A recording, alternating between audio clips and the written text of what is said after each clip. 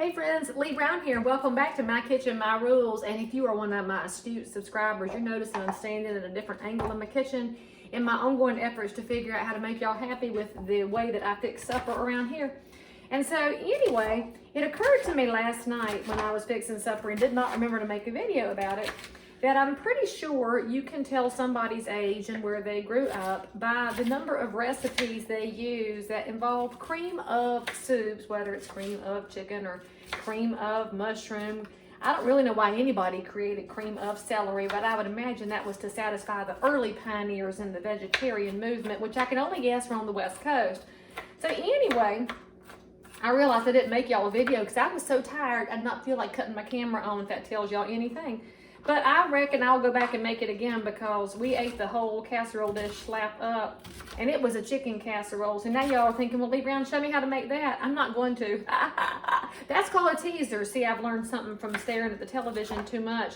What I am making for y'all tonight is one of my easiest one skillet suppers ever, and this makes everybody in the family happy. You can make it as spicy as you want. You can make it less spicy if you are so inclined. Frankly, though, I just think life needs more spice on the whole. We just have to balance the spice with the grace, y'all. I mean, this is part of why I think you're supposed to say grace at a meal, because we need more grace in life.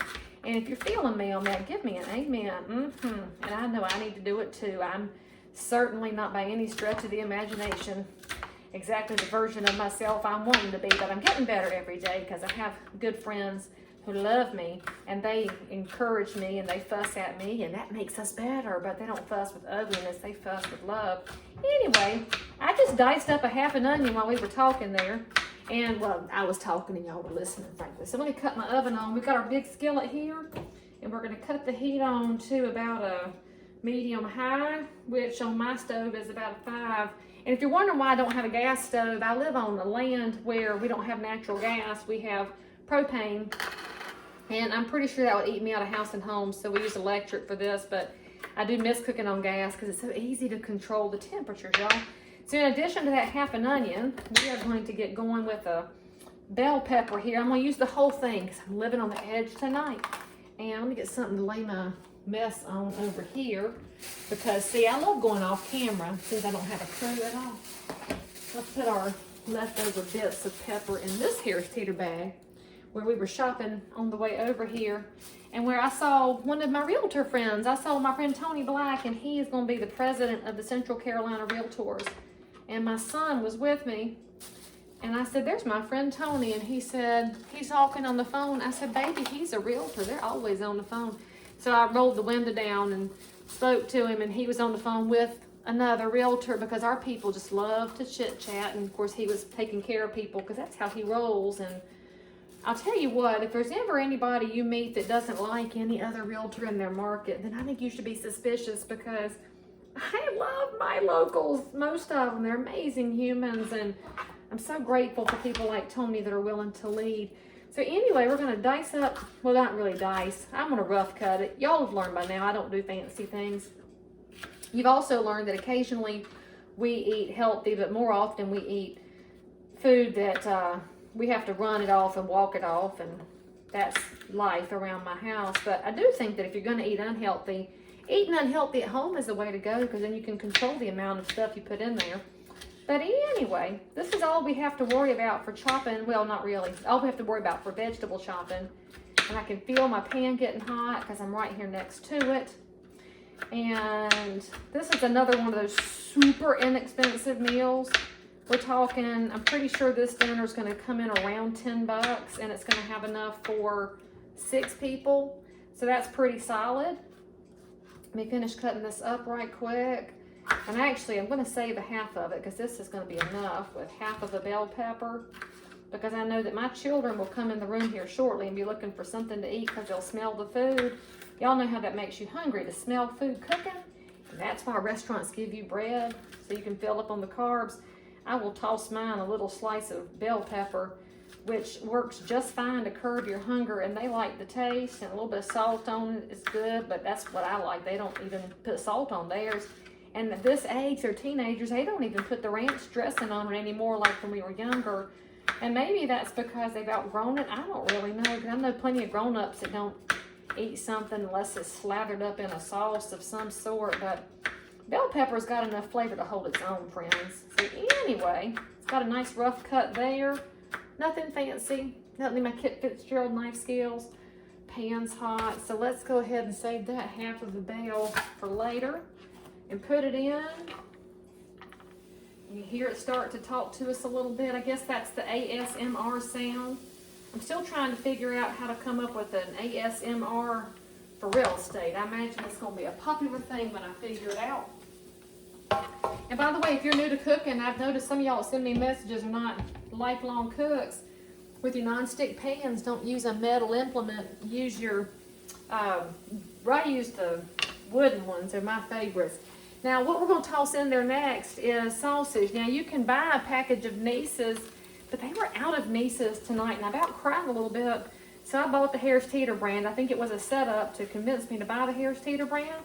So for this recipe, you can use a pound of sausage that you can crumble up. You can use the links, and you can cut up into bites. Timmy picked out the hot ones, so God bless America for the ones in this house that don't really like spice. And we chose not to tell them this evening because that's kind of the fun of eating around my house. Except for my mother. Now, I always make sure not to give her spicy things because she can't handle it.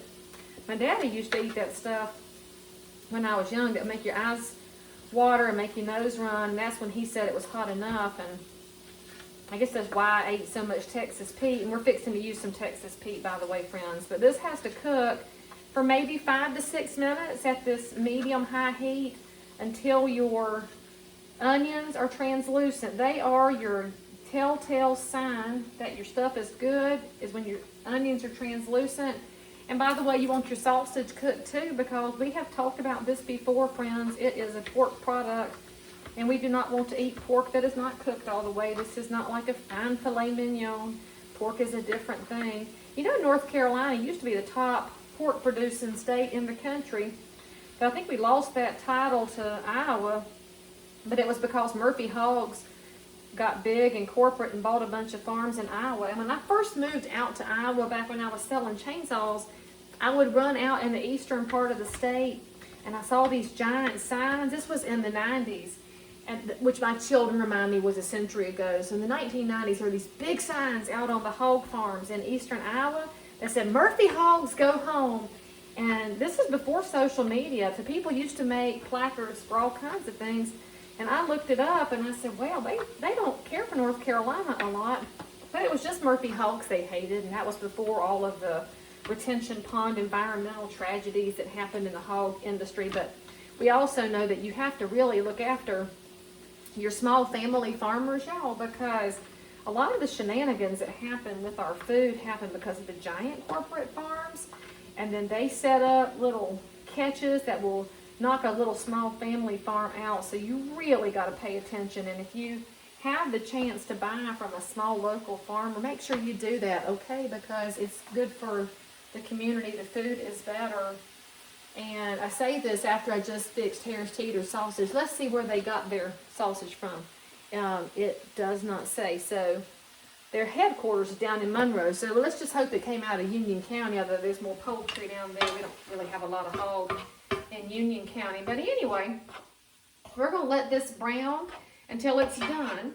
And now after that is browned, I'm just going to go ahead and show y'all why I love this recipe. It's so easy that I can truly fix it while we're on this video. We're then going to add half of a container of chicken broth, and I'm using Swanson's because it's back. Yay! Coronavirus brought my Swanson's, my supply had gone low.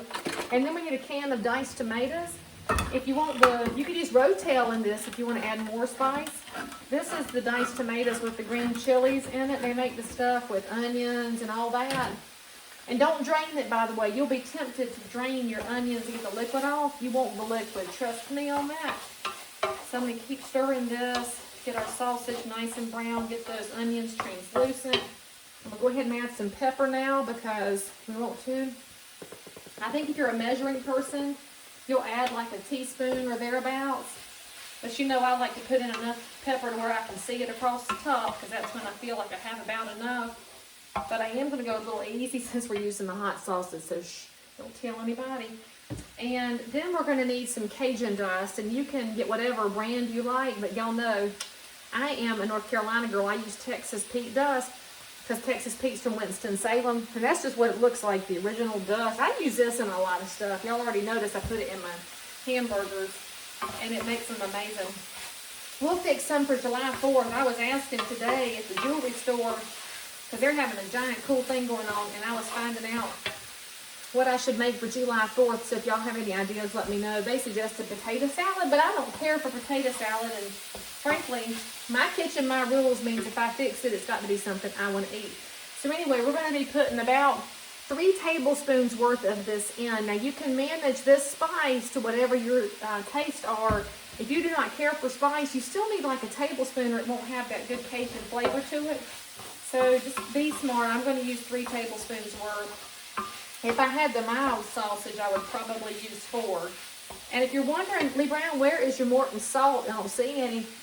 You don't really need salt when you're cooking with onion and pepper and Texas Pete and sausage and tomatoes and chicken broth, even though I have the lower sodium one here. I normally buy the full sodium because I do like salt, but we don't need that much extra this evening, so I don't think you need to add it. So let's get this browned up here. And then the last thing we're going to add in, when this is done browning the tomatoes, half of this container, 3 tablespoons of the Cajun dust, and then I'm going to put in 2 containers of quick rice. Now those of y'all that have your 𝙁𝙀𝘼𝘾𝙃 machine, you just need to fix, let's see, this is like 17 ounces between the 2 of them, serving size a cup. But it's this Harris Teeter quick rice that I use because this has to be a 1-pan easy dish. So I'm using 1 brown and 1 white just because I like brown and they like white, and this is healthier, by the way. And so I'm going to normally use 2 of them, but Timmy was at the grocery store with me, so I had to buy the white one. But trust me, if you don't tell your family, they won't know because they really can't tell. And that's all we have to do. So as soon as this is brown, in, half, 3, those 2, and then we're going to cover it and simmer it for a few minutes. And so when you come back after this commercial break, come on, somebody sponsor me. Texas Pete, I'm right here for you. Harris Teeter, I spend a lot of money at your store with 2 teenagers. Anyway, y'all, this is inside of 30 minutes. You'll have supper, and it's healthy, and it's good, and I'll see you in a second. So I forgot to mention to y'all, as I'm dumping this stuff in the pan, I put in the tomatoes, half the container of chicken broth, and I'm putting in this Harris Teeter quick rice. What you'll notice is it comes out of the packet like this. It's like a big old, it almost looks like ramen noodles. Did y'all see that TikTok with that guy correcting Chris Cuomo with eating ramen noodles dry? I was entertained by his commentary, but mainly impressed that anybody can eat ramen noodles dry. But anyway, you got to crumble it up when it comes out because it'll be in these giant chunks. So get it mushed up good. And that's why you want to have a faucet in your kitchen like I have, the one that's you can touch with the back of your hand and not have to get your greasy, gross fingers all over it. So I'm going to get all that mixed in. Oh my gosh, y'all, this is so good. If only you could smell it. I'm pretty sure that when somebody invents smell-o-vision, we're all instantly going to put on a ton of weight because we're going to be so excited by the fact that we can smell things. We'll be eating all kinds. That's like 1, 2, 3. I mean, that's 3 tablespoons-ish, maybe 4 because I'm making it. All right, so we're going to stir that in, get everything friendly up in the pan. I'm going to cut my heat down to simmer, and then I'm fixing to get my lid out of the cupboard, get that one last chunk broken up there, and then leave it in here.